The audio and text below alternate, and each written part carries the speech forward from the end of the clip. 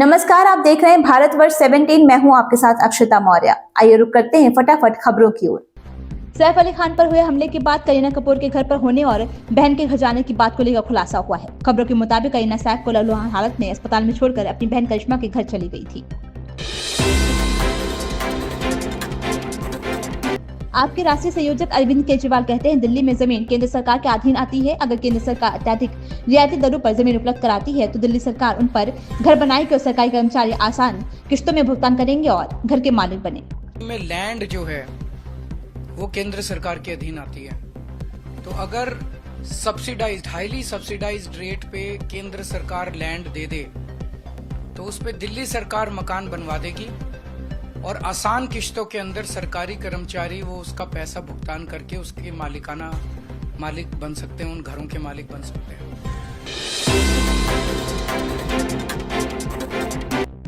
मंत्री रत्नेश सदा ने कहा कि समाज के खासकर दलित, महादलित और अति पिछड़ा वर्ग की महिलाओं से मैं अपील करने आया हूं कि आप अपने बच्चों की शिक्षा रूपी दूध पिलाने का काम करें ताकि आपका बच्चा रत्नेश सदा की तरह बिहार में घूम घूम कर दहाड़े और शिक्षा की अलग को जलाने का काम करे।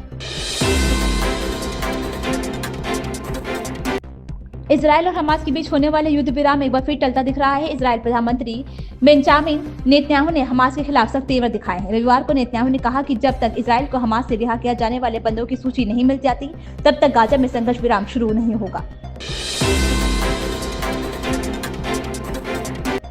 दिल्ली की मुख्यमंत्री आतिशी ने रविवार को आरोप लगाया कि नई दिल्ली विधानसभा में चुनाव प्रचार के दौरान अरविंद केजरीवाल की कार पर भाजपा के गुंडों ने हमला किया। प्रेस कॉन्फ्रेंस के दौरान आतिशी ने दो लोगों की तस्वीरें भी जारी की जिनकी पहचान शैंकी और रोहित त्यागी के रूप में हुई है। उन्होंने कहा कि वे प्रवेश वर्मा के करीबी सहयोगी हैं। इस पर भाजपा ने पलटवार किया है।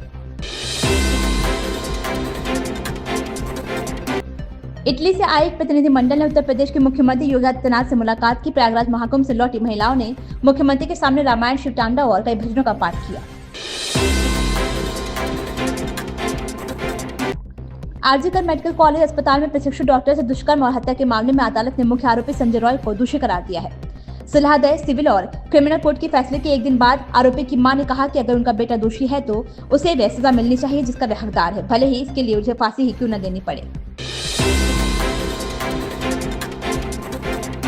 प्रधानमंत्री नरेंद्र मोदी ने मन की बात कार्यक्रम में चुनाव आयोग की सराहना की। पीएम मोदी ने कहा कि चुनाव आयोग ने तकनीक की शक्ति का उपयोग करके लोगों की शक्ति को मजबूत किया है, साथ ही निष्पक्ष मतदान प्रक्रिया के प्रति अपनी प्रतिबद्धता जताई।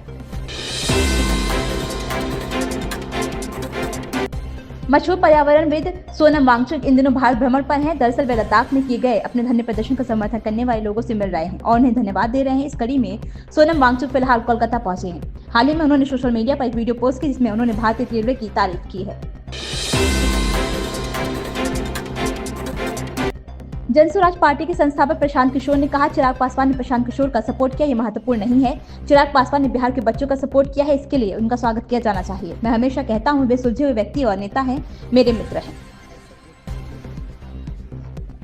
नहीं, चिराग जी ने मेरा सपोर्ट किया ये महत्वपूर्ण नहीं है। चिराग पासवान ने बिहार के बच्चों का सपोर्ट किया है, इसके लिए उनका स्वागत किया जाना चाहिए। इन खबरों में बस इतना ही। बने रहिए भारतवर्ष 17 के साथ।